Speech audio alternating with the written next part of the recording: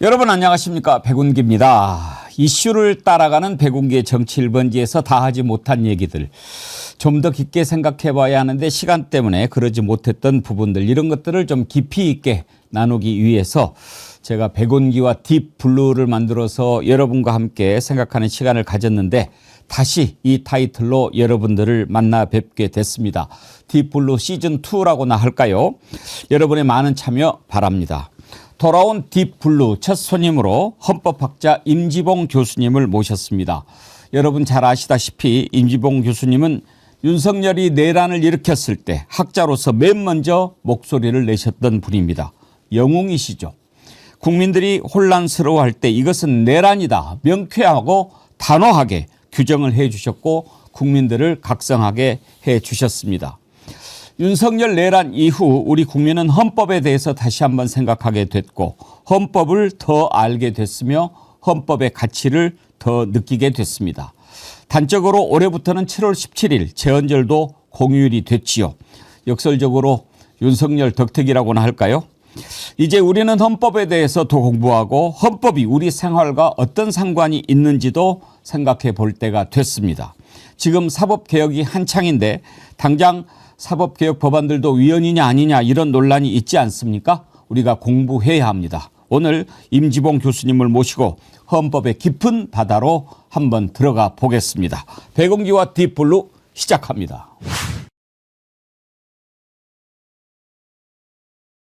윤석열이 내란을 일으켰을 때 맨 먼저 이것은 내란이다, 국헌 문란이다 단호하고 명쾌하게 확실하게 밝혀주시면서 국민을 깨워주신 분입니다. 헌법 수호와 국민의 기본권을 강조하는 대표적인 헌법학자, 한국헌법학회장을 지내신 서강대학교 법학전문대학원의 임지봉 교수님 모셨습니다. 어서 오십시오. 안녕하십니까. 오랜만에 뵙습니다. 예. 잘 계셨죠? 네. 내란 초기에 교수님하고 인터뷰했을 때가 생각이 나는데 그때 택시를 타고 가는데도 좀 불안하고 두려웠다고 그러셨던 게 생각이 나요. 맞습니다. 12월 3일 밤부터 각종 전화 인터뷰를 언론과 많이 하고 또 모 언론에서는 또 그날 아침 이제 첫 방송에 좀 나와달라 그래서 제가 택시를 타고 갔는데 그때는 이제 윤 대통령 측에서 계엄 해제를 하지 않은 상황이었어요. 국회에서 계엄 해제 요구안이 통과는 됐었는데 새벽 4시인가 돼서 했죠? 그렇죠. 근데 제가 집이 멀어서 택시를 일찍 탔어요. 그래서 지금 택시 타고 가는 중간에 계엄이 해제됐다고 기사분께서 말씀해 주셔서 안도를 했죠. 왜냐하면 저는 이제 전두환 등 신군부의 비상계엄을 겪어본 세대이기 때문에 계엄이라는 게 얼마나 무시무시한 건지 아니까요. 그래서 제가 그때 택시 타고 방송국에 가면서도 가기로 이제 약속을 하고 가면서도 혹시 가다가 이제 계엄군의 불신검문에 걸릴 수도 있다. 또 제가 이미 언론에서 계엄은 이제 위헌 위법이다라고 이야기한 상황이었기 때문에 그랬고 또 용케 그 방송국에 도착하더라도 이미 거기 방송국이 계엄군에 접수되어 있는 상황이었기 때문에 솔직히 불안했습니다. 사실 그 계엄을 겪어본 세대하고 그렇지 못한 세대가 그날 12월 3일 날 윤석열 비상계엄 발표했을 때 느꼈을 공포와 이런 느낌은 하늘과 땅 차이일 겁니다. 그렇습니다. 참 저희도 계엄을 겪어본 세대로서 그날 밤에 정말 많은 생각을 했어요. 이거 어떻게 되냐. 맨 먼저 5.16 때 박정희 혁명군이 했던 게 방송국 장악이었지 않습니까? 그렇습니다. 그래서 당연히 그랬을 거라고 생각했는데, 그러니까 지금 보면 그 친구들이 멍청해서 그렇게 한 거지 지기현이 말처럼 뭐 우발적으로 해서 한 것은 아닌데 지금 생각해 보면은 왜 그렇게 안 했을까 궁금하기도 해요. 언론사 접수부터 먼저 하고 그다음에 장악을 하고, 예를 들면 뭐 KBS 같은 경우에 바로 장악해가지고 뭐 5.16 때는 그 혁명 뭐라고 그러죠? 그걸 낭독하고 그랬지 않습니까? 그렇죠. 그러면은 국민들이 느끼는 공포감이 상상을 초월할 텐데. 엄청나죠. 그 교수님은 언제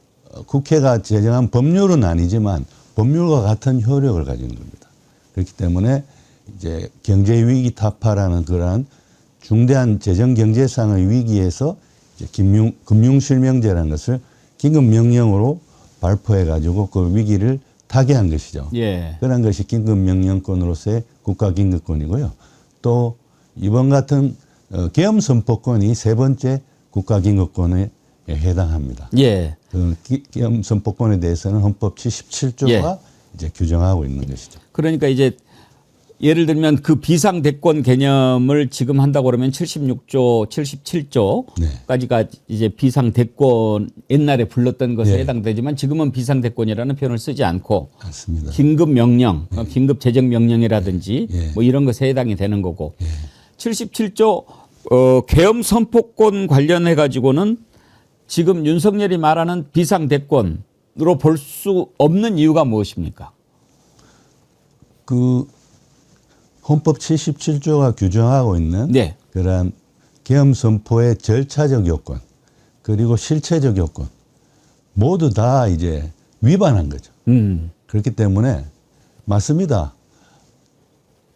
윤 대통령 그런 말도 했죠. 그러니까 대통령의 계엄 선포권은 헌법이 보장한 대통령의 고유 권한이다. 네. 그걸 행사했는데 왜 그거를 내란이라고 하느냐라고 이야기했는데요. 맞습니다. 계엄 선포권은 헌법 77조가 대통령에 부여한 국가긴급권 중에 하나이지만 77조에서 여러 가지 계엄 선포를 위한 절차적 요건, 예. 실체적 요건들을 규정하고 있습니다. 그런데 아무리 계엄 선포권 행사를 하더라도 헌법이 규정한 요건에 맞지 않으면 그게 위헌이 되는 것이고 네. 그 맞지 않은 것이 헌법적인 수준에서는 헌법 위반이고 그게 형법의 수준에서는 그게 내란죄에 해당하게 된 것이죠. 예. 그러니까 헌법 77조를 보면 예. 대통령이 전시 사변 또는 이에 준하는 국가 비상사태에서 네. 군사적 필요 또는 공공의 안녕 질서를 유지하기 위해 법률이 정하는 바에 따라 계엄을 선포할 수 있다. 그렇습니다. 지금 이렇게 돼 있는 거 아닙니까? 예. 그런데 전시도 아니고 사변도 아니고 이에 준하는 국가 비상사태도 아닌데 네. 이거를 선포를 했으니 이것은 헌법을 어긴 거다. 그렇습니다. 그거 아니겠습니까? 예. 예. 그게 계엄 선포의 실체적 요건인데요. 실체적 요건을 정면으로 위반한 것이죠. 그러면 저는 이제 요즘에 그런 생각을 많이 해요. 윤석열이도 서울법대 나오고 검사도 하고 검찰총장도 하고 법을 좀 안다는 자 아니겠습니까? 성경 많이 안다고 믿음이 훌륭한 크리스찬은 아니지만 예, 예.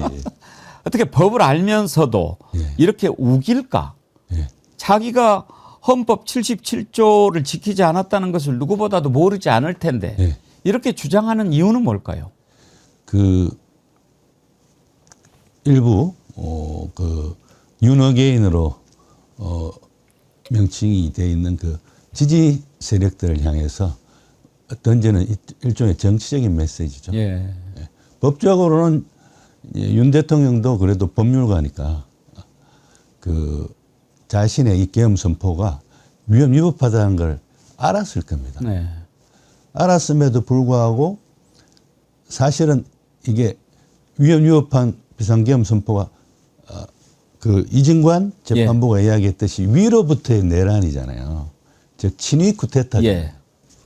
그리고 친위 쿠데타는 세계적으로 성공 확률이 80%가 넘습니다.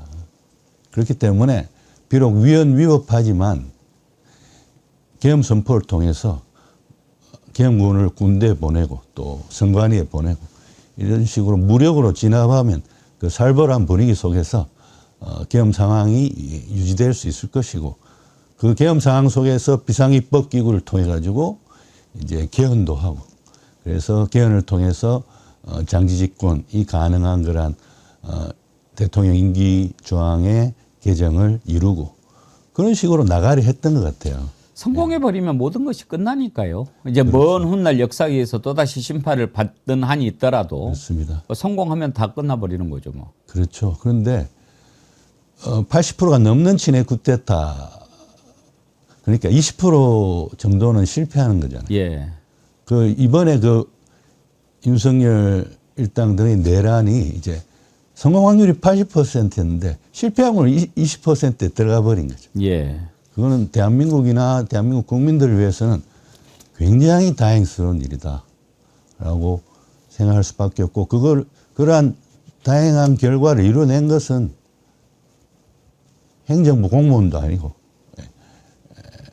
뭐 법원의 판사도 아니고 오로지 국민들이다. 그러니까 12월 3일 밤에 이제 계엄군의 총앞에 용기 있게 나선 그리고 저항한 국민들 그리고 어떻게 보면 계엄군 등의 군인들도 이제 의도적으로 이거는 부당한 상관의 짓이다라고 생각하고 따르지 않지 않았습니까?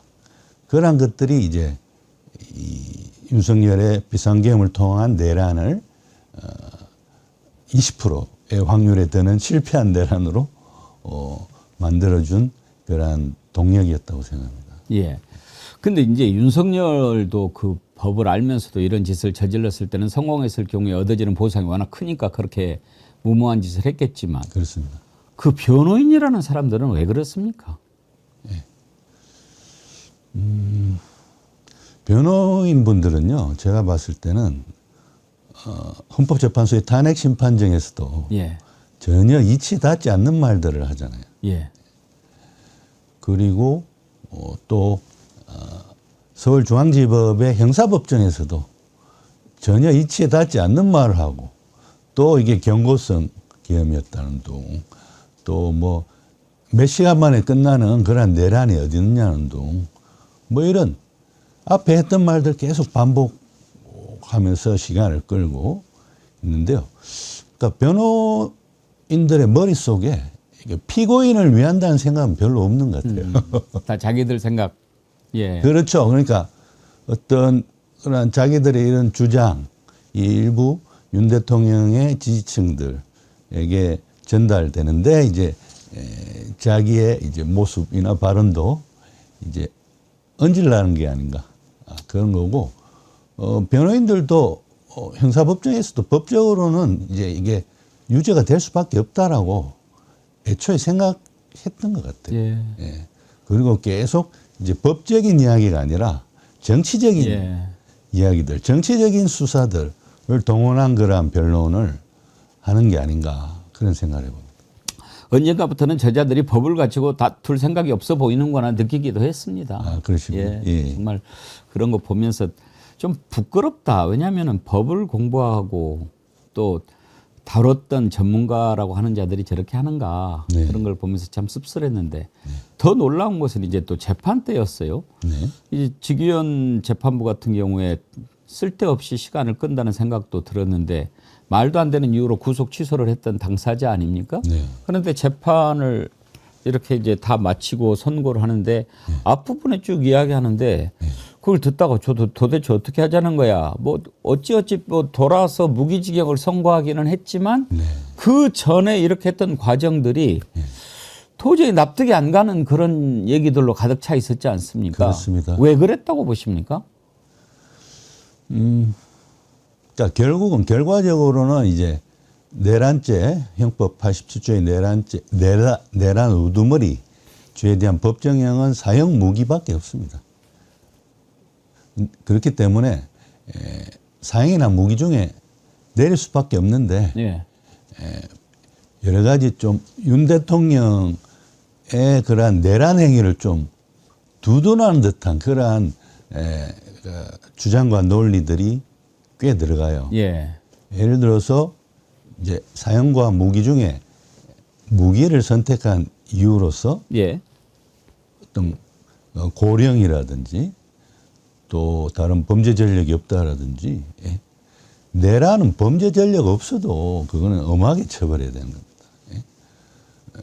그런 것들을 이야기했고 또 사형이 아닌 무기를 선고한 이유 중에 하나가 무력 사용인가요? 예. 물리력 행사를 자제시켰다는 그런 내용이 나와요.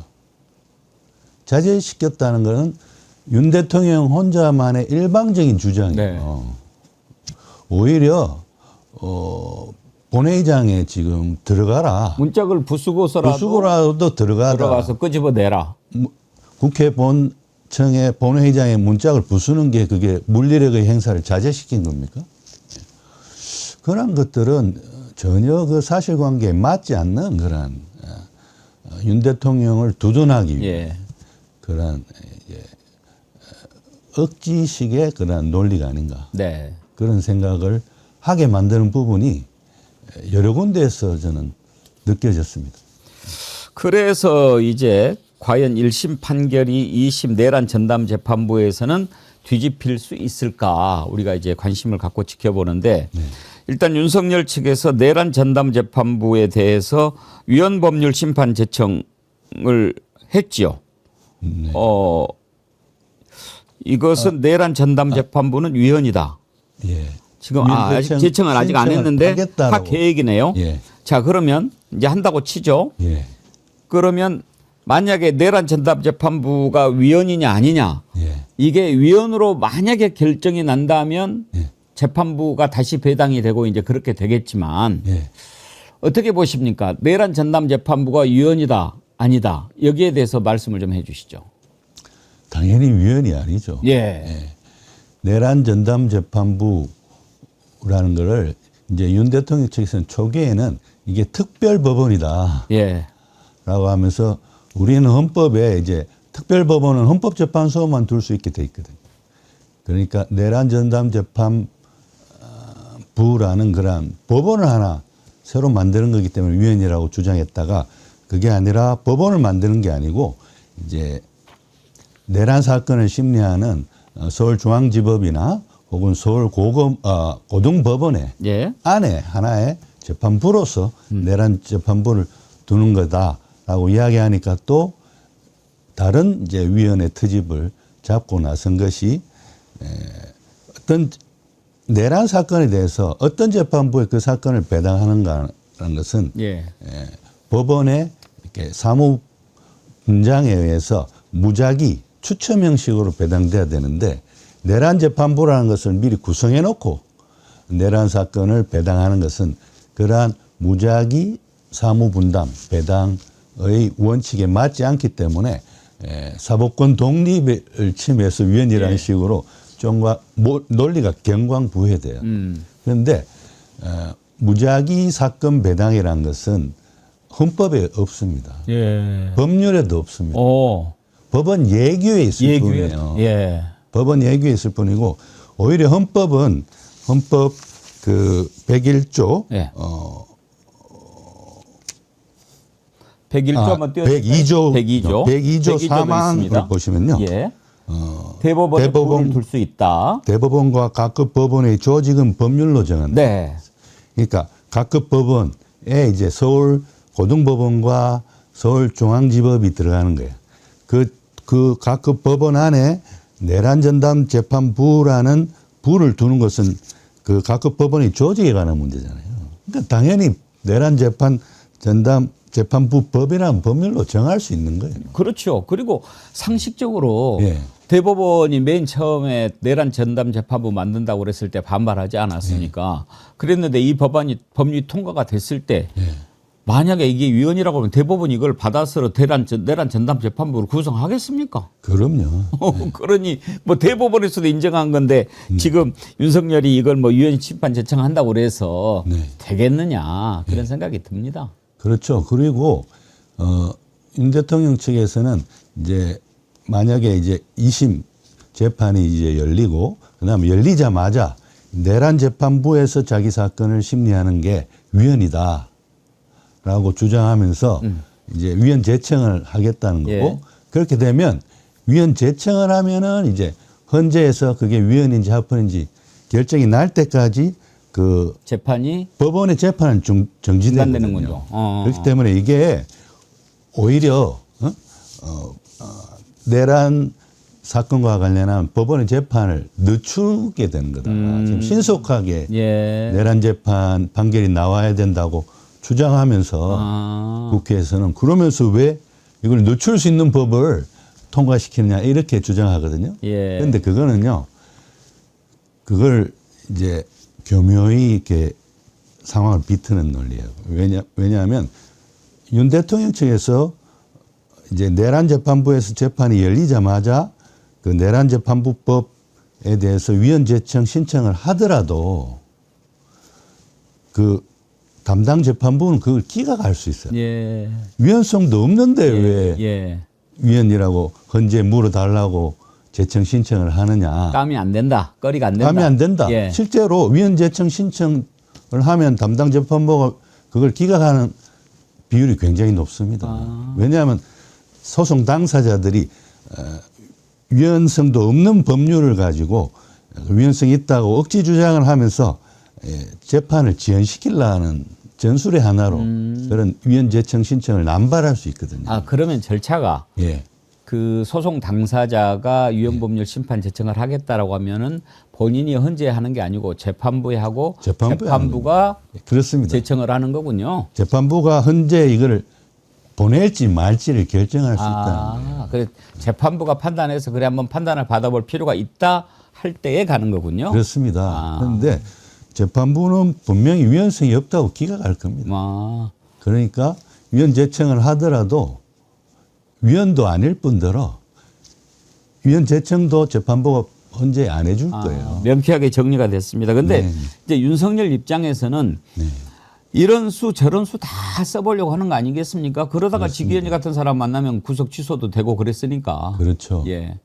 그때 지기현 재판부에 이제 윤 전 대통령 사건이 배당되자마자 이제 구속 취소 신청을 했거든요. 예. 그런데 그게 뭐 정말 예상치도 못하게 받아들여졌잖아요. 그러니까 말입니다. 거기서 윤 대통령 측은 굉장히 그 업된 것. 예, 예. 어떻게 보면 그러면서 그런 장면이 뉴스에도 많이 나왔습니다만 그 서울구치소인가요? 나오면서 지지층들에게 손인사하다고 그러지 않습니까? 약간 어퍼컷 비슷하게 이렇게 또 하지 않았던가 싶어요. 예. 그러니까요. 그러니까 지기현 재판부의 구속 취소 결정이라든지 뭐 이런 것들이 너무 이제 윤 대통령 측의 길을 살려준 것 같아요. 이따가 이제 얘기해 볼 건데 혹시 그 지기현의 구속 취소 같은 경우에는 일단 황당하지 않습니까? 말이 안 되잖아요. 그렇습니다. 몇십 년간 계속되온 관례에도 어긋날 뿐더러 만약에 그게 잘못된 관행이었으므로 바로 잡는다 해서 했다면 네. 그 뒤로는 다 또 다시 날짜가 아니라 시간으로 해서 적용을 해야 되는데 윤석열한테만 딱 시작돼서 그다음에 또 딱 끝나버렸잖아요. 그렇습니다. 이거야말로 전형적인 법 왜곡이라고 볼 수 있을 것 같은데 그렇죠. 혹시 이런 경우는 이제 지나간 일이니까 그 행위는 아니더라도 이런 식으로 하는 것은 법 왜곡죄의 처벌 대상이 될 수 있습니까? 지금 이제 국회를 통과하고 오늘 이제 예. 국무회의도 통과했다고 하는 그 법 왜곡죄는요, 사실은 독일에서 도입된 거예요. 독일에서 이제 법 왜곡죄가 독일 형법에 있는데요. 그거는 이제 판사나 검사 등이 이제 법을 적용함에 있어서 의도적으로 그걸 왜곡해 적용해서 어떤 재판 결과나 수사 결과에 영향을 미치려 한 경우라고 굉장히 추상적으로 규정이 되어 있어요. 예. 그런데 그거를 이제 우리 국회가 도입하면서 그거를 이제 너무 추상적이고 그래서 이게 법관이 이렇게 헌법 법률 양심에 따라서 자유롭게 이제 판단할 수 없게 만들 수 있다. 그러니까 어떻게 보면 법관의 판결의 자유를 침해할 수 있다라는 그러한 주장들이 많아가지고 독일의 법 왜곡죄 규정보다 훨씬 더 구체화합니다. 네. 아주 명확하게 만들어요. 그래서 법령을 의도적으로 잘못 해석해서 그 법령 적용 요건이 충족되지 않는 걸 알면서 판사 등이 이를 적용하거나 혹은 적용돼야 될 법령인 것을 알면서 적용하지 않는 등 의도적으로 재판 결과에 영향을 미친 경우에만 법 왜곡죄로 처벌할 수 있게 하고 있고요. 또 단서가 또 더 추가됩니다. 예. 그러니까 합리적 범위 내에서 판사에 이루어진 재량적 판단은 또 법 왜곡죄에 해당하지 않는다는 그러한 이중 삼중의 그러한 장치들을 두고 있습니다. 그렇기 때문에 법 왜곡죄 자체는 법관의 어떤 판결의 자유를 침해하는 것도 아니고 실제로 또 독일에서도요 법 왜곡죄 규정이 오래전부터 있었지만 이거 적용을 받아가지고 유죄 판결을 받는 그러한 판사들, 검사들은 거의 없어요. 극소수에 불과합니다. 그런데도 이게 왜 있어야 되느냐? 예방 효과가 있다는 거예요.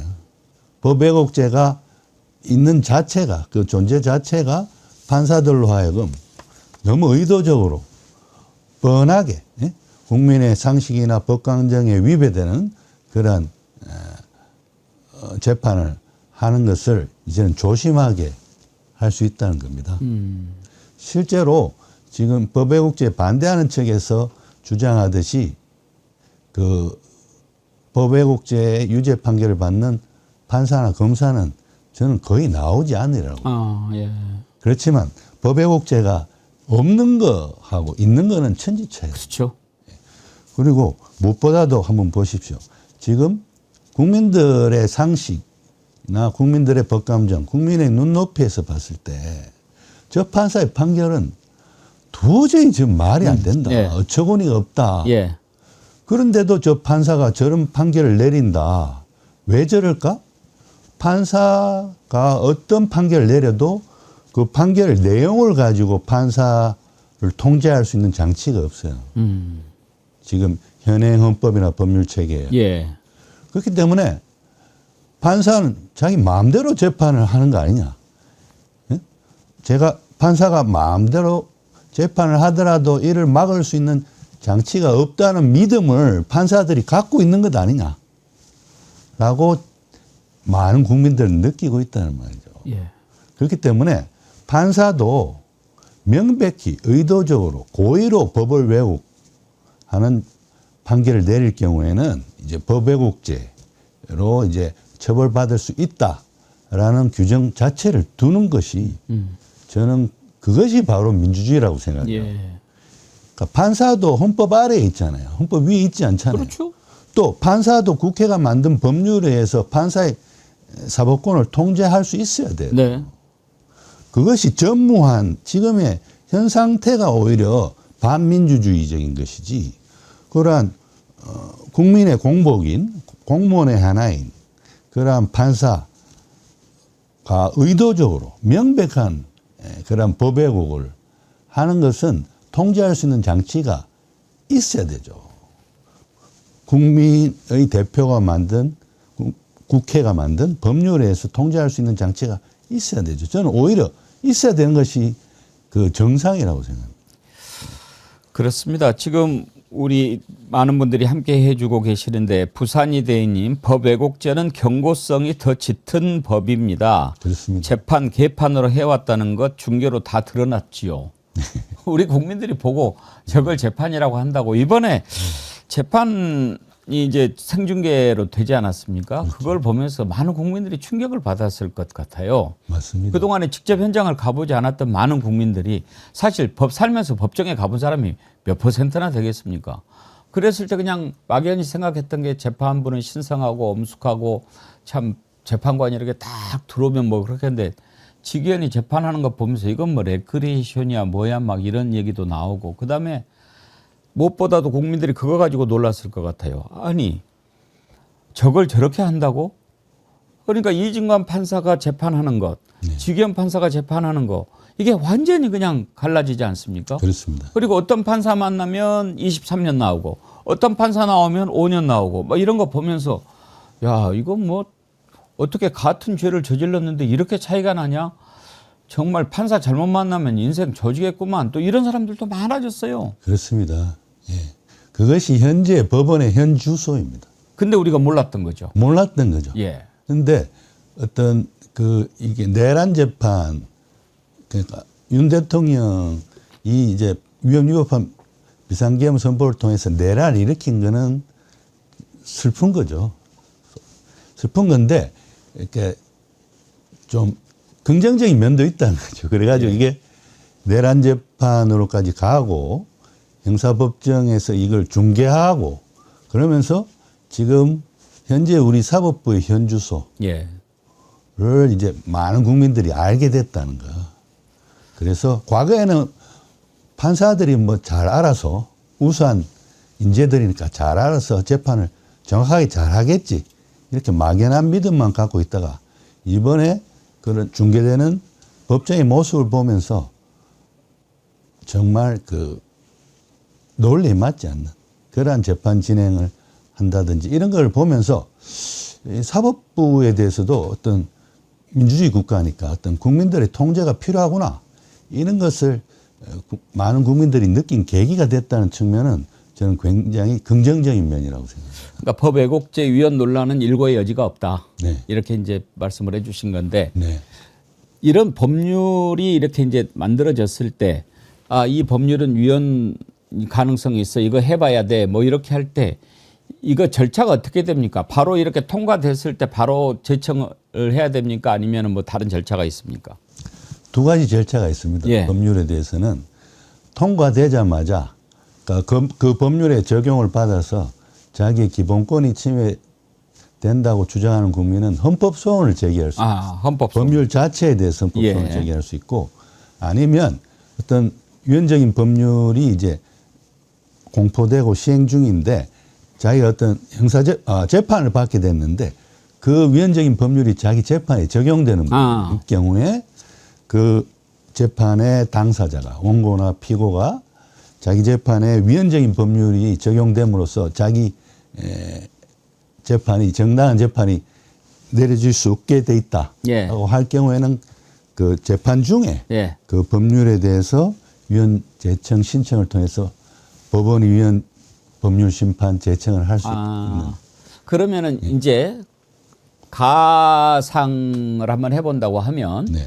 이제 윤석열 재판과 관련해서 만약에 우리가 법 왜곡죄 같은 것이 만약에 적용이 된다라고 했을 때 네. 지금 이 부분에 관해서 뭐 위헌이니 뭐니 떠드는 자들이 윤석열 국힘당 뭐 이렇게 있지 않습니까? 네, 네. 그러면 국힘당은 직접 당사자가 아니므로 헌법 소원을 제기할 수 있는 것이고 그러니까 직접 당사자가 아니기 때문에 사실은 자격이 안 되네. 그렇죠. 자기의 기본권이 침해되는 자기의 기본권이 침해가 돼야 되니까 안 증명이 되는 거네요. 돼야 헌법 소원을 제기할 수 있는 거죠.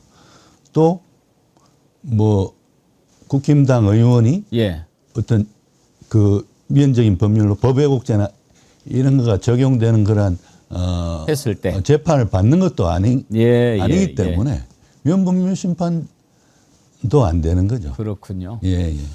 알겠습니다. 사실 이제 법 왜곡죄가 위헌 논란이 좀 있고 재판 소원 같은 경우에는 그거보다는 위헌성 논란이 더 적은 편이기는 한데 네. 그것도 뭐 자꾸 문제를 삼았으니까 네. 말씀 나온 김에 한번 그것도 살펴보죠. 지금 재판 소원과 관련해서 대법원이 문제를 삼았던 것은 지금 3심제가 돼 있는데 이게 4심제가 될 수도 있다라고 하는 것이기도 하고 그다음에 오히려 뭐 더 국민들한테 피해가 갈 수도 있다라고 하는 건데 이것은 헌법 101조가 지금 그 근거 주장의 근거입니까? 101조를 한번 띄워주세요. 사법권은 법관으로 구성된 법원에 속한다. 법원은 최고 법원인 대법원과 각급 법원으로 조직된다.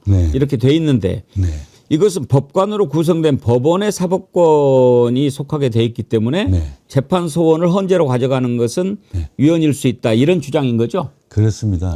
이건 어떻게 생각하십니까? 그런데요. 101조보다도 예. 111조 1항 5호를 보시면요. 111조 1항은 헌법재판소는 다음 사항을 관장한다 그래가지고 헌법재판소의 5가지 권한에 대해서 규정을 하고 있는데 그 5번째 5호에서 법률이 정하는 헌법소원에 관한 심판이라고 되어 있습니다. 그런데 원래 헌법소원이라는 것은 국가 공권력의 행사나 불행사로 국민이 기본권을 침해받았을 때 그 기본권 침해에 대한 권리 구제를 구하는 제도예요. 그런데 그 공권력의 행사나 불행사라고 했을 때 공권력에는 입법권, 사법권, 행정권이 다 포함됩니다. 그렇기 때문에 원래 헌법소원 심판은요, 법원의 재판에 대해서도 할 수 있어야 되는 거예요. 그리고 특히 독일에서 헌법소원 제도가 이제 도입될 때 그 독일 거를 우리가 도입한 거니까. 그때 그 사실은 히틀러 시대에 그 이루어졌던 많은 오판들로 인해서 기본권을 침해받은 국민들이 많았기 때문에 헌법소원의 탄생의 큰 배경이 된 것은 바로 그 오판으로 인해서 기본권을 침해받은 국민들의 권리 구제를 위해서 헌법소원 제도를 만든 거예요. 도입한 거예요. 즉 재판에 대한 헌법 소원이 헌법 소원제도 탄생의 본질이었어요. 그런데 우리는 왜 재판에 대한 헌법 소원은 뺐느냐? 헌법에서는 빼지 않았어요. 헌법은 아까 말씀드린 대로 111조 1항 5호에서 법률이 정하는 헌법 소원에 관한 심판을 헌법재판소가 할 수 있다고 돼 있잖아요. 예. 근데 이 법률이 바로 헌법재판소 법입니다. 예. 그러니까 이 현행 헌법은 잘 아시는 것처럼 1987년에 개정이 되면서 이제 111조를 포함한 이제 헌법재판소 제도가 헌법에 도입이 된 거죠. 네. 그 다음에 헌법재판소의 조직 권한에 관해서 구체화된 법률로서의 헌법재판소법은 1년 후인 1988년에 도입이 됩니다. 그 헌법재판소법을 만들 때 법원에서도 아주 그 헌법이나 법률에 박식한 그런 판사가 투입이 됐겠죠. 예. 그게 이강국 헌법재판소장이에요. 예. 나중에는 그분이 헌법재판소장이 됩니다. 아. 그리고 그 법제사법위원회에서 1년 동안의 논의 끝에 헌법재판소법을 만들 때 68조 1항에서 국가 공권력의 행사나 불행사로 국민이 기본권을 침해받은 경우는 법원의 재판을 제외하고 헌법소원 심판을 제기할 수 있다고. 예. 법원의 재판을 제기하고라는 말은 아무런 이론적인 배경이 없는 거예요. 오히려 아까 말씀드린 대로 독일에서는 재판에 대한 헌법소원이 헌법소원 탄생의 주된 목적이었어요. 그런데 왜 우리는 헌법재판소법에서 재판에 대한 헌법소원을 뺐느냐? 이유는 딱 하나입니다. 대법원에서 엄청나게 로비를 한 거예요. 국회의원들한테. 왜냐하면 재판에 대해서도 헌법소원을 하게 되면 법원 입장에서는, 특히 대법원 입장에서는 자기들의 판결이 최종적인 그렇죠. 건데 예. 이제 다시 헌법재판소가 자기 머리 위에 올라가서 재판에 대해서 헌법소원으로 또 다툴 수 있게 된 거잖아요. 예. 그걸 못 견딘 거죠. 그러니까 미리 이제 헌법재판소법을 만드는 국회에 가서, 특히 법제사법위원회에 가서 엄청나게 로비를 한 겁니다. 예. 그래서 아무런 이론적 근거도 없이 그런 로비에 의해서 들어간 게 법원의 재판을 제외하고라는 부분이에요. 그게 비정상인 거예요. 그러네요. 오히려 그걸 지금 정상으로 정상화네요. 만드는 게 이번에 헌법재판소원법입니다. 아, 이래서 역사 공부가 필요한 겁니다. 역사를 그렇습니다. 공부를 해야 이게 왜 이렇게 됐는가를 우리가 알 수 있는데 저는 오늘 처음 알았습니다. 그렇습니다. 예. 그리고 재판에 대한 헌법소원은 하지 말라는 게 헌법에 없어요. 네.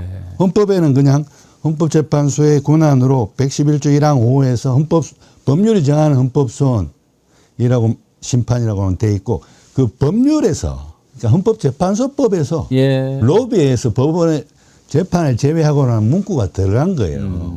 예. 그걸 빼달라는 거죠. 그렇죠. 빼는 게 국민의 기본권 보장 강화를 위해서는 훨씬 좋은 거죠. 예. 왜냐하면 이때까지 법원은 재판에 대해서는 헌법소원으로 다툴 수 없다는 걸 알고 있었기 때문에, 또 국민의 기본권을 침해할 수도 있는 그런 네. 판결도 내려왔단 말이에요. 그러니까 재판에 있어서 신중치 못한 그러한 면이 있었다는 거죠. 예. 그런데 이런 재판에 대해서도 헌법소원을 제기하는 것이 원칙적인 것이고 당연한 것이고, 그 당연한 정상의 상태로 돌림으로써 국민의 기본권 보장이라는 측면에서는 굉장히 이게 강화되는 겁니다. 한 가지 궁금한 점이 생겼습니다. 말씀을 듣다가. 그러면 재판소원은 대법원 최종 확정 이후에만 가능합니까? 그렇습니다. 아. 대법원 판결로 확정이 된 확정 판결에 대해서만, 아. 그 확정 판결이 어떤 국민의 기본권을 침해했을 때, 그럴 때만 그 재판 자체에 대해서 헌법소원으로 그 기본권을 침해받은 국민이 이제 헌법소원으로 갖고 올 수 있는 것이죠. 아니, 왜냐하면 이제 문득 네. 말씀을 듣다가 조희대 재판부가 이재명 당시 대통령 후보에 대한 유죄 취지의 파기환송권 얼마나 황당했습니까? 이거야말로 재판 소원의 대상이고 사실상 법 왜곡죄에 해당한다고 생각이 되는데 당장에 좀 받아보고 싶은 마음이 들어가지고, 근데 대법원 확정 판결이 나야 가능하군요. 그렇습니다. 그러니까 지금 파기환송해가지고 고등법원을 갔죠. 고등법원에서 또 어떤 판결이 나면 또 대법원에 다시 재상고할 수 있거든요. 예. 그 대법원의 재상고심에서의 판결이 나야 이제 그 예. 판결을 가지고 헌법소원을 제기할 수 있습니다. 이제 그 얘기 나온 김에 이걸 한번 따져봐야 되겠습니다. 지난번에 직위원이 이제 그런 판결을 하면서 더 국힘당이 이제 물고 늘어지면서 이재명 대통령에 대한 수사 개시해야 된다. 예. 그러니까 이제 그때 당시에 그 얘기가 나왔던 배경은 직위원이 판결을 하면서 공수처의 수사 권한이 있느냐 없느냐 이걸 따지면서 이제 논란이 됐던 부분 아닙니까? 그게 이제 배경이 84조인데요. 헌법 84조 한번 띄워주시겠어요? 대통령은 내란 또는 외환의 죄를 범한 경우를 제외하고는 재직 중 형사상의 소출을 받지 아니한다. 이렇게 이제 돼 있는데 이걸 가지고 이제 대통령 수사 다시 해라 마라 이런 게 이제 어떤 빌미를 준 건데 지금 이재명 대통령 일단 그 몇 가지 걸려 있는 재판들이 있지 않습니까? 네. 이걸 가지고 이거는 형사상 소출을 받지 아니한다는 공소 제기만 해당이 된다. 지금 그렇게 얘기한 거였죠?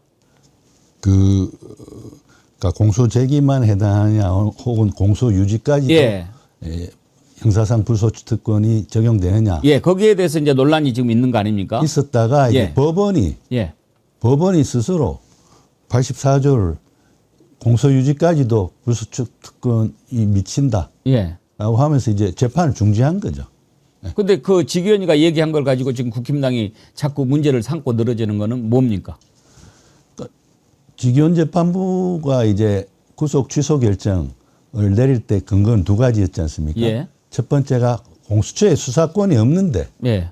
대통령 내란에 관한 수사권이 없는 공수처가 수사를 한 증거들이 입각해서 이제 구속 기소가 이루어졌다는 거죠. 예. 그러니까 공수처에 대통령 내란죄에 대한 수사권이 없다라고 확정적으로 이야기하지는 않았고 없을 수도 있다. 예. 그렇기 때문에 이걸 재판은 이루어지는데 구속 상태에서가 아니라 불구속 상태에서 한다는 근거의 하나로 그걸 이야기했고 또 다른 이유가 아까 말씀하신 대로 구속 기간을 산정하는데 예. 이제 형사소송법이나 기존의 관행은 날수로 계산했는데 이거를 피고인의 인권 보장의 측면에서 시간수로 계산하는 게 더 선진적이다라고 하면서 이것도 문제가 있으니까 예. 일단에 구속 취소를 하고 구속 취소를 법원 내리면 이제 검찰이 즉시 항고할 수 있거든요. 그러니까 즉시 항고해서 상급심에 이 두 쟁점에 관한 판단을 한번 받아보자는 거였어요. 예. 받아보자는 거로 두 가지 이유를 들었고 이제 공수처의 수사권 문제와 예. 관련해서는 이제 헌법 84조가 이제 현직 대통령에 대해서는 이제 소출을 받지 아니한다라고 하니까 수사라는 것은 소출을 전제로 해서 이루어지는 거니까 수사도 받지 않아야 되는데 이제 공수처가 수사를 했다는 측면도 있지만 공수처법에 공수처 수사의 대상으로 대통령 내란죄는 규정돼 있지 않아요. 그걸 그러니까 헌법 84조보다도 공수처법 법조항을 더 이제 걸고 넘어진 거였죠. 아니 근데 이제 직위원 재판부가 그때 판결문 요지 이제 전체 판결문은 아니고 요지를 낭독하면서 요즘에 나오는 얘기는 그때 직위원이 읽었던 판결문 요지하고 실제 판결문은 내용이 다르다 이런 얘기도 나옵니다만은. 네네. 근데 그때 재직 중인 대통령이라도 수사 자체는 허용할 수 있다 이런 이야기를 하지 않았습니까? 예. 그게 이제 윤석열에 대한 공수처의 수사가 이제 뭐 문제가 없다라는 얘기지만 결국은 이제 그거를 원용해 가지고 이재명 대통령도 수사해라고 지금 국힘당이 주장을 하고 있지 않습니까? 그래서 우리가 84조 해석에 재직 중 형사상의 소출을 받지 아니한다라고 하는 것은 수사도 중단이 된다라고 해석을 해야 되는 겁니까 아닙니까? 그러니까 수사도 할 수 있는 거죠. 할 수는 있다. 예. 그러면 지금 공소 취소 모임이 지금 최근에 좀 논란이 되지 않았습니까? 그러면 공소 제기와 공소 유지라고 하는데 공소 유지는 지금도 개판 계속할 수는 있다 이런 얘기입니까? 중단이 돼야 된다잖아요. 내란 및 외환의 죄를 범한 경우, 그러니까 재직 중인 대통령에 대해서도 이제 수사는 할 수는 있는데 예. 이제 기소와 기소 후의 공소 유지는 이제 하지 못한다는 거죠. 예. 대통령 임기 안에서는. 예. 그러니까 대통령 임기를 마치고 퇴임하고 나면 다시 기소도 할 수 있고 기소된 거에 대해서는 예. 이제 재판을 진행할 수도 있다고 본 것이죠. 그러면 지난번에 국회에서 나와가지고 예. 그 서울 고등법원장인가? 예. 국힘당 의원이 질문하니까 재판을 할 수도 있다 이런 이야기를 하지 않았습니까? 그러니까요. 그거는 지금 이재명 대통령 사건에 대한 재판의 재판부의 결론하고는 또 다른 결론을 이야기한 거예요. 그런 식으로 지금 법원장이 사실은 무책임한 발언을 한 겁니다. 말이 안 되는 얘기를 한 거네요. 그렇죠. 그러면 그거는 오히려 그 이재명 대통령 사건 재판부가 재판을 중지한 결정. 예. 나름대로 헌법 84조를 해석해 가지고 예. 이제 불소추 특권이 이제 이미 기소된 재판이 열리고 있는데도 이제 적용되기 때문에 재판을 중지한 거다라고 예. 판단해서 재판을 중지한 건데 법원장이 자기가 그 재판을 맡고 있는 판사도 아닌데 이제 법원 행정을 보는 사람이잖아요. 이분이 또 그 재판부와 다른 어떤 법리 해석을 내린 거죠. 그거는 정말 국민들을 어떻게 보면 굉장히 혼란에 빠뜨리고 어떻게 보면 불안하게 할 수 있는 거예요. 왜 이런 일이 일어나는가 생각해 보면 다시 좀 거슬러 올라갈 필요가 있는데 지금까지 대한민국의 판검사들은 내가 말하면 곧 법이 옳시다 이런 생각을 좀 갖고 있었던 게 아닌가 싶어요. 그렇죠. 예. 그러니까 지 마음대로 해석하고 지 멋대로 생각하고 막 이렇게 해서 하면 아니면 말고 뭐 되면 내 맘이고 막 그렇죠. 이렇게 해버리니까 이런 일이 일어나는 게 아닌가 생각이 들더라고요. 맞습니다. 그러니까 아까 제가 말씀드렸잖아요. 법 왜곡죄는 꼭 도입돼야 된다. 예. 이 판사들이 아무 의도적으로 법 왜곡을 하는 그러한 판결을 내리더라도 이를 통제할 수 있는 장치가 없어요. 직권남용죄라는 게 있죠. 예. 그런데 그래서 이번에 법 왜곡죄를 만들지 말라고 하는 측에서 이야기한 게 법 왜곡죄가 없어도 직권남용죄로 공무원인 판사가 그 직권을 남용해 가지고 타인의 권리 행사를 방해하거나 의무 없는 일을 하거나 뭐 이렇게 하는 걸 처벌하는 규정이 있기 때문에 법 왜곡에 해당한 부분 직권남용죄로 처벌할 수 있어서 법 왜곡죄 규정을 따로 둘 필요가 없다라고 했지만 예. 사실상 이때까지 판사나 검사 등에 대해서 그 고소고발은 꽤 이루어집니다. 지금도요. 예. 법 왜곡죄가 없는 지금도 판사나 검사에 대해서 이제 패소한 측에서 이렇게 직권남용죄 고소고발은 이루어지지만 직권남용죄 유죄가 난 경우는 한 건도 없어요. 한 건도 없고. 그러니까 사실상 지금 판사는 내가 왕이기 때문에 내가 이 사건 판결과 관련해서 내가 왕이기 때문에 누구도 나를 견제할 수 없다. 그렇기 때문에 뭐 이렇게 통제 장치가 없기 때문에 나는 어떤 판결을 내려도 된다라는 이런 믿음이 있는 것 같다고 많은 국민들이 느끼는 거예요. 예. 그렇기 때문에 그 법 왜곡죄가 꼭 도입돼야 될 필요성이 있었던 것이죠. 법 왜곡죄에 대해서 이제 많은 국민들이 뭐 일부에서 이거 위헌 아닌가 막 이렇게 얘기하고 심지어 이제 가장 좀 그 사람들을 불편하게 했던 게 법제처장까지 지냈던 그 이석연 국민통합위원장이 법 왜곡죄에는 K 법치의 수치다. 대통령은 제2요구권 행사해 주기 바란다. 막 이렇게 이야기하니까 국민들이 그런가 이런 생각을 많이 했었거든요. 네네. 그분 자신도 사실은 헌법재판소 연구관을 오래 하셨죠. 헌법재판연구관 했죠. 그러니까 헌법재판소도 어떻게 보면 넓은 의미의 사법부 아닙니까? 예. 그러니까 어떤 사법부의 법관들에 대한 어떤 도전, 공격이라고 좀 느끼신 것 같아요. 그런데 국민의 입장에서 생각해야 되잖아요. 그거는 그렇죠. 판사 입장에서 생각해서는 안 됩니다. 어느 게 국민의 기본권을 더 강화하는 겁니까? 그렇죠.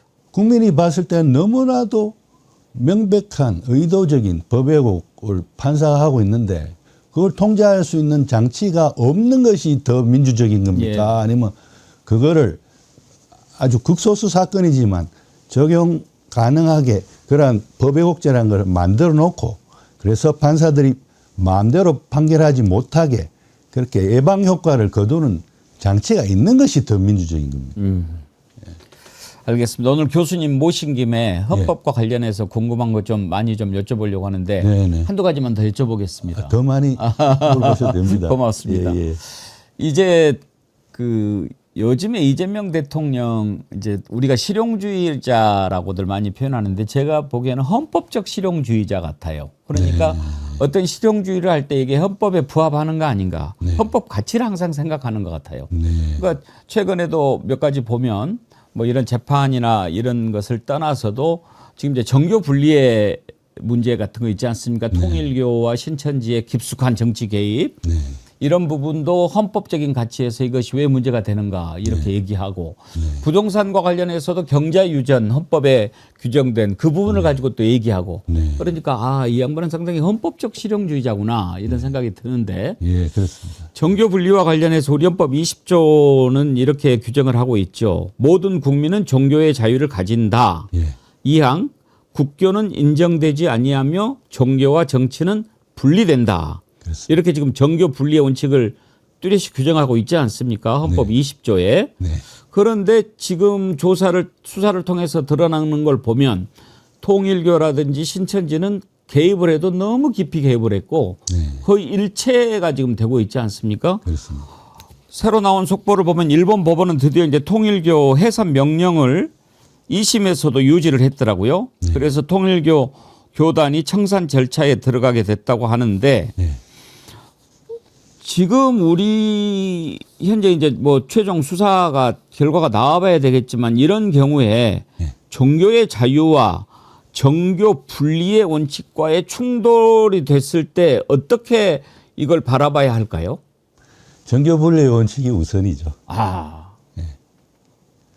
왜냐하면요, 그 종교의 자유라는 게 우리 헌법 20조 1항에서 국민의 기본권 하나로 규정이 되어 있습니다만 그 종교의 자유라는 국민의 기본권도 무제한적으로 인정되는 게 아니에요. 헌법 37조 2항에 보시면요. 모든 국민의 자유와 권리는 국가안전보장, 질서유지, 공공복리를 위하여 필요한 경우에 한하여 법률로서만 제한할 수 있고 제한하는 경우에도 그 기본권의 본질적 내용은 침해할 수 없다라고 합니다. 그러니까 종교의 자유는 보장돼야 됩니다. 그렇지만 그것이 국가안전보장, 질서유지 혹은 공공복리를 해치는 거고 그것이 종교의 자유 안에도 신앙의 자유가 있고 종교적 행위의 자유가 있거든요. 신앙의 자유는 37조 2항에서도 제한할 수 없어요. 본질적인 내면적인 거죠. 양심의 문제. 내면적인 거죠. 그런데 이번에 일부 종교 집단의 그러한 행동처럼 이게 행위로 나타났을 때 그것은 이제 법률에 의해서 제한할 수 있는 거예요. 국가안전보장, 질서유지, 공공복리 중에 어느 하나를 위해서. 그리고 물론 그 법률은 개인의 종교의 자유를 혹은 종교 집단의 종교의 자유를 과잉하게 제한해서는 안 돼요. 필요 부득이한 경우 최소한으로만 제한하는 내용이어야 하지만 제한은 가능한 거예요. 특히 그러한 행동들에 대해서 종교의 자유를 주장한다? 37조 2항으로 그 법률, 그러니까 정치자금법이라든지 그죠? 정당법이라든지 이런 것으로 그러한 종교 행위로 나타난 종교 집단의 행위들을 이렇게 처벌할 수 있는 거죠. 처벌할 수 있고 그 경우는 또 하나 더 37조 2항 말고도 헌법 20조 2항의 정교 분리 원칙에 의해서 더더욱 더 제한이 용이한 겁니다. 그러면 지금 문제가 되고 있는 종교 집단들의 행위는 정교 분리 원칙을 위배한 것으로 볼 수 있지 않습니까? 위배한 것이죠. 그러니까 예. 지금 뭐 혐의 사실만 드러나고 있는데 예. 그것이 수사를 통해서 어떤 증거를 갖추게 된다면 그거는 정치와 종교를 분리하고 있는 그러한 우리 헌법 20조 2항의 정교분리 원칙에 정면으로 위배되는 겁니다. 예. 이런 경우는 가능해요. 그런데 이런 경우는요, 정교분리 원칙 위반이 아니에요. 예를 들어서 어떤 종교 집단이 어떤 종교적인 이념을 강령으로 내걸고 정당을 만들 수는 있어요. 그래서 그 어떤 종교 집단이 정당을 만들어서 헌법과 법률에 따라서 어떤 정치 활동을 하는 것은 정교분리 원칙 위반이 아니에요. 네. 독일의 경우 지금 기독민주당이라든지 이런 데서는 그 종교적인 이념을 강령으로 내걸잖아요. 예. 그런 거는 괜찮아요. 그렇지만 어떤 종교 집단이 정당을 만드는 것도 아니고 종교 집단의 구성원들의 일부를 특정 정당에 당원 가입을 시키고 그러고 거기 경선 과정을 왜곡한다든지 뭐 이런 식으로 하는 것은 정교분리 원칙이 위배되는 겁니다. 알겠습니다. 오늘 아주 헌법과 관련해서 우리 국민들이 궁금해하는 부분들 많이 배워봤는데 큰 도움을 주셨습니다. 끝으로 이제 개헌을 할 때가 됐다. 이제 거의 모든 국민들이 네. 의견이 일치하는 것 같습니다. 사실 87년에 만들어진 헌법이니까 40년이 지나지 않았습니까? 40년 돼가지 않습니까? 그렇죠. 38년, 39년 예. 뭐 그렇게 옷을 됐죠. 갈아입을 때가 됐지요. 그렇습니다. 그래서 개헌을 하기는 해야 되는데 예. 항상 이제 개헌하면 가장 중요한 게 권력구조 개편을 떠올리다 보니 이게 대통령이 있는 동안에 이걸 하자니 모든 이슈가 거기에 함몰되고 이래서도 또 못하고 막 이런 문제들이 생겼는데 맞습니다. 이제는 더 이상 미룰 수가 없을 것 같아요. 그렇습니다. 당장에 최근에 통과된 법률이나 또 몇 가지 걸쳐 있는 것들도 개헌을 해야 실행이 가능한 것들도 좀 있지요. 그렇죠. 예를 들면 지금 검찰총장 예. 이 명칭을 지금 쓸 수 있느냐 없느냐도 예. 헌법에 검찰총장이라는 게 있죠. 예. 국무회의의 사전심의사항 예. 이 이제 1호부터 18호까지 여러 개 쭉 나열이 되어 있는데 예. 그중에 검찰총장의 임명이 예. 들어가 있습니다. 즉 검찰총장을 임명하기 전에 국무회의 사전 심의를 거치게 예. 했죠. 그 부분에만 검찰총장이란 말이 언급됩니다. 그러니까 이제 그러다 보니 헌법에 검찰총장이라고 하는 게 들어가 있는데 검찰을 없애도 검찰총장은 못 없앤다 이제 막 이런 얘기가 나오고 그래서 야 무슨 검찰이 총장이야 이제 뭐 청장으로 바꿔 이렇게 해도 헌법에 검찰총장이 있으니까 안 된다 뭐 이런 얘기도 하고 그래서 뭐 그런 것도 뭐 정리를 해버리면 될 것도 같고 그다음에 이제 수도를 옮기는 것은 지난번에 노무현 대통령 때 시도했지만 관습헌법 뭐 이런 얘기 나오면서 또 안 됐고 이런 것도 있고 이제 권력구조 개편도 있고 아무튼 손봐야 될 게 많이 있다고 보는데 일단 개헌의 필요성은 교수님도 인정하시죠? 100번 인정합니다. 100번. 오히려 지금도 늦은 감이 있어요. 예. 그리고 아까 38년, 39년 동안 개헌을 안 했다고 말씀하셨지만 숫자도 너무 오래됐고요. 네. 숫자적으로도. 예. 그리고 지금 시대라는 게 얼마나 많이 변했습니까? 예. 시대 상황이. 예를 들어서 87년에는요. 제가 그때 대학생이었는데 네. 그때 처음으로 지금 컴퓨터 나오고 뭐 인터넷 막 보급되기 시작하고 그럴 때 예. 그럴 때 만들어진 헌법이에요, 이게. 그 시절에 헌법을 만들 때는요, 휴대폰이라는 건 몰랐어요. 네. 그때는 삐삐가 있었죠. 그렇죠. 그 다음에 그때는요, AI라는 건 몰랐어요. 아, 어디가 있겠습니까? 그러니까 이 정보화라는 게 얼마나 크게 진전이 됐습니까? 그러니까 개인의 정보인권에 대해서 기본권 조항들 대거 신설될 필요가 있어요. 알 권리라든지 정보공개 청구권이라든지 예. 뭐 개인정보 자기결정권이라든지 이런 거 명문 규정을 만들어줘야 예, 됩니다. 예. 그리고 또 큰 시대 변화 중에 하나가 우리가 코로나를 겪었잖아요. 코로나라는 것도 재해잖아요. 예. 그래서 심지어 많은 사회학자들은 코로나 이전과 이후의 시대로 구분된다고 할 정도로 전 세계적으로 코로나는 게 큰 사건이었는데 87년은 코로나를 모를 때예요. 그렇죠.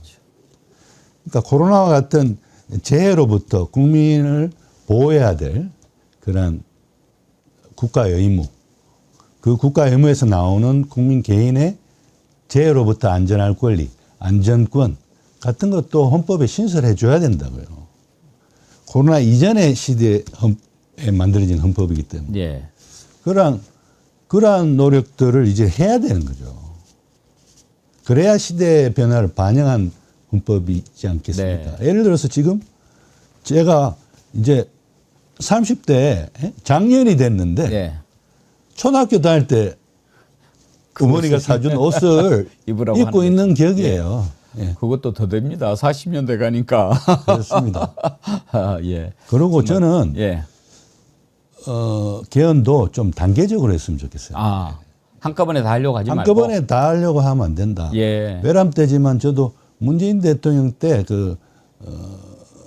개헌 자문위원회 위원 중에 한 명이었고, 그래서 제가 개헌 과정을 쭉 지켜보고 또 참여도 했습니다만, 그때요, 개헌안 뭐 저희들이 올렸습니다. 예. 지금 반성하고 후회합니다. 너무 많은 사항들을 개헌하려고 했어요. 헌법 조항 하나하나에 여러 정치적인 이해관계가 얽혀 있거든요, 사실은. 정도의 차이일 뿐이지. 그러면 많은 헌법 조항들을 일거에 손댄다는 건 뭐냐? 다시 말해서 개헌 안 하겠다는 소리다. 그렇죠. 나중에 생각하니까.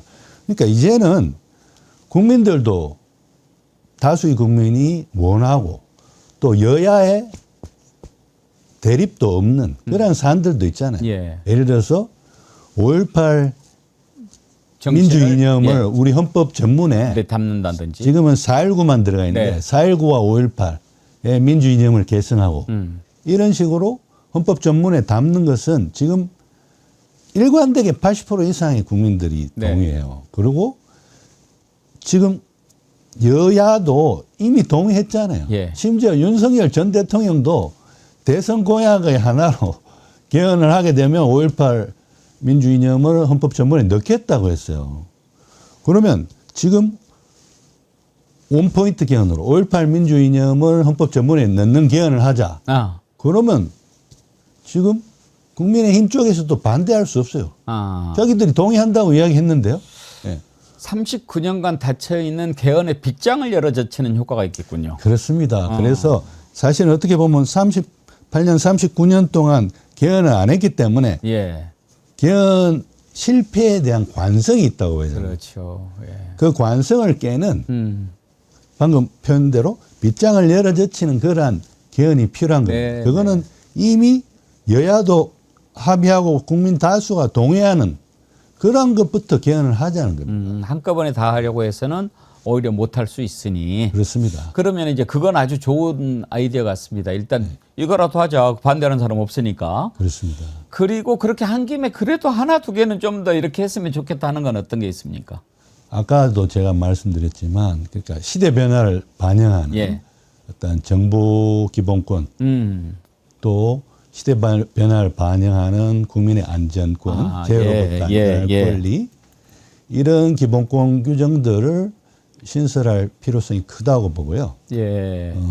그 다음에 저는 권력 구조 문제는 사실은 이때까지 권력 구조 개헌하려고 했기 때문에 안 된 거예요. 맞습니다. 예. 그것 때문에 안 된 거죠.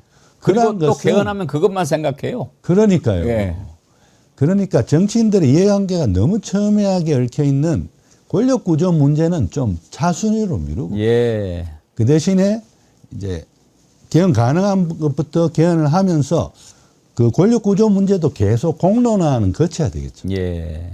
그러면서 좀 더 공론화를 거치고 국민들의 합의가 모아지고 정치권도 이제 좀 타협할 수 있는 그러한 때를 기다려서 개헌하는 게 옳지 않나 이렇게 생각합니다. 역시 이제 그 개헌과 관련해서 교수님 말씀을 들어보니까 아 이렇게 풀면 되겠구나. 역시 지혜로우시구나. 그런 생각이 들었습니다. 과찬이십니다. 예.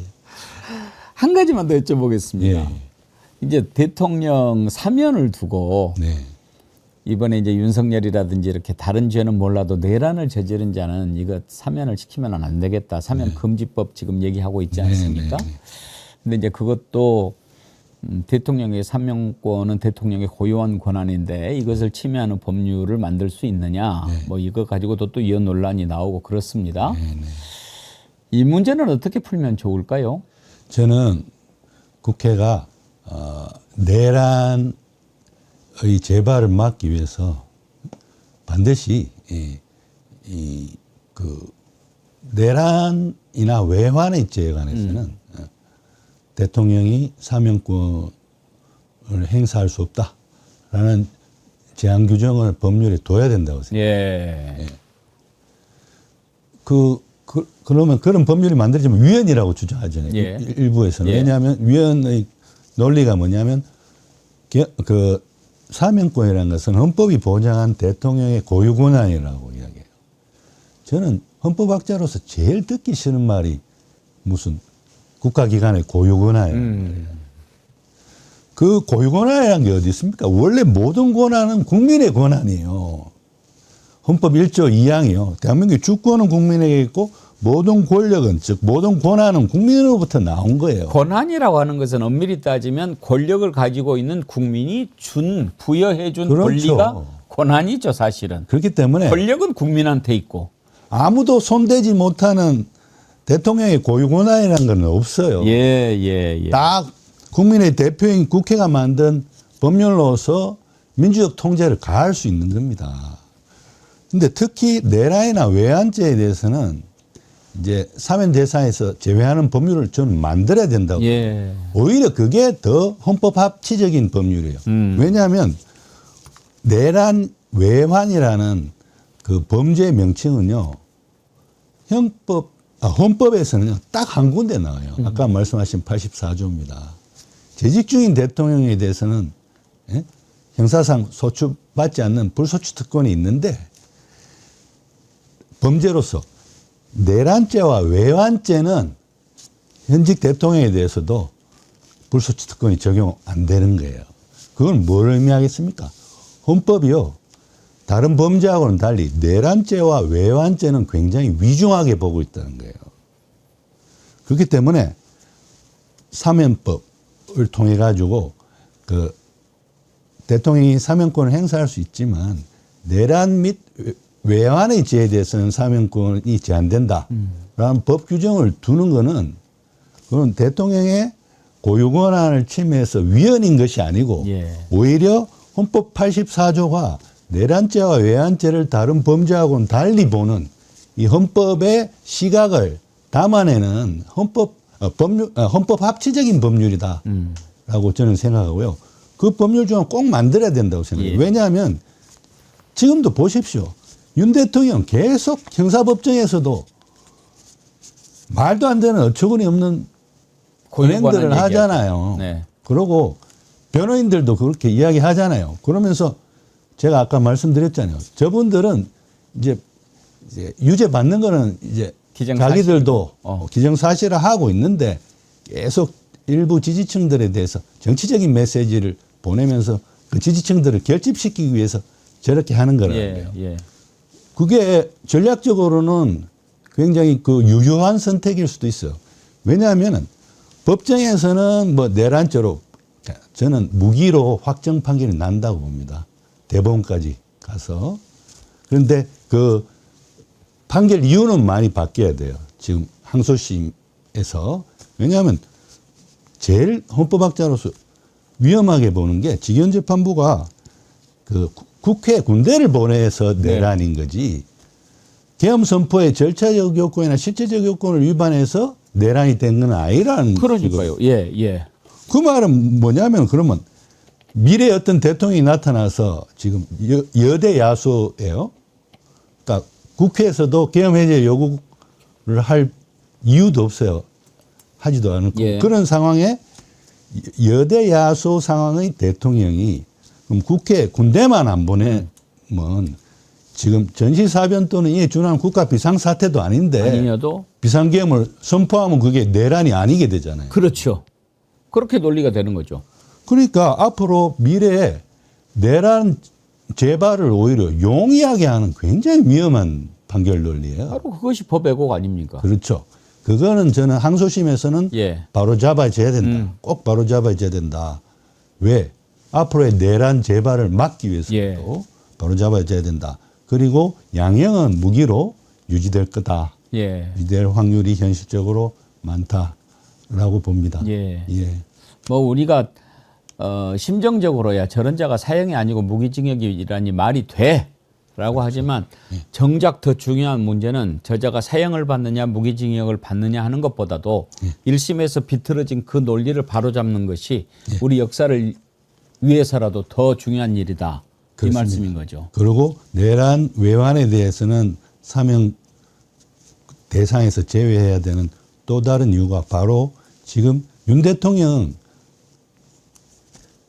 나중에 이제 정권이 바뀌고 자신에게 우호적인 대통령이 나타나면 그 사면을 해줄 거기 때문에 예. 지금 어차피 무기징역 등이 선고되는 건 기정사실화하고 있고 예. 그냥 법정에서 계속 지지층에게 정치적인 메시지만 보내는 겁니다. 그런데 그 과거가 있잖아요. 전두환 등도 그렇게 됐잖아요.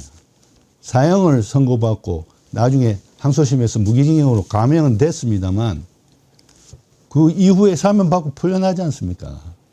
그러니까 윤 대통령은 그렇게 생각하는 것 같아요. 자기도 어차피 언젠가는 무기징역을 선고받아도 언젠가는 이제 사면받고 풀려날 거기 때문에 지금 아쉬울 게 없는 거예요. 예. 그러니까 아쉽게 만들어야죠. 절대 대통령은 친이쿠데타, 즉 내란을 해서는 안 된다는 형도 걸 복구게 해야죠. 보여줘야죠. 그걸 위해서 저는 내란이나 외환죄에 대해서는 대통령도 사면을 할 수 없게 그런 법률을 만드는 것이 오히려 헌법 정신에도 맞다라고 생각합니다. 알겠습니다. 이거 오늘 아주 긴 시간 이렇게 헌법에 궁금한 것, 헌법과 관련해서 우리가 알아야 할 것들 많이 깨우쳐 주셔서 감사한데 워낙 헌법이라고 하는 자체가 참 숭고한 그런 법인데다가 또 평소에 제가 참 존경하는 우리 품격이 있는 우리 교수님께서 이렇게 쭉 설명을 해 주시니까 아주 위대한 수업을 들은 것 같은 뿌듯함과 긍지가 넘칩니다. 아유, 다행입니다. 감사합니다. 예. 앞으로도 또 혹시 헌법과 관련해서 궁금한 거 있으면 제가 원포인트라도 한 번씩 여쭤보도록 하겠습니다. 아유, 물론입니다. 예. 오늘 말씀 고맙습니다. 감사합니다. 네. 여러분 공부 잘 하셨습니까? 우리가 헌법을 알아야 합니다. 헌법을 시간 나는 대로 한 번씩 들여다봅시다. 그러면서 헌법에 대해서 더 많이 생각하고 헌법의 가치를 우리가 몸에 딱 이렇게 익히는 것, 그것이 사실 민주시민의 기본 자세 아니겠습니까? 우리가 헌법을 더 생각해보는 그런 시간이 되면 윤석열 내란이 주는 것 우리가 그냥 뭐 한 번 있었던 일로 넘어가지 않고 다시는 이런 일이 일어나지 않도록 하는 것에 우리가 해야 될 일이기도 합니다. 헌법 공부 더 하도록 하시죠. 오늘 이렇게 좋은 강의해 주신 임지봉 교수님께 감사의 말씀 드립니다. 고맙습니다. 수고하셨습니다. 예, 여러분들이 아주 많이 사랑해 주시는 정어리모래 상품 봄제철 자연산 보리숭어회 그리고 또 염색 샴푸 오늘 제가 정치 1번지에서 많이 소개해 드렸으니까요. 자세한 설명은 더 안 해드려도 여러분 좋은 거 잘 아시죠?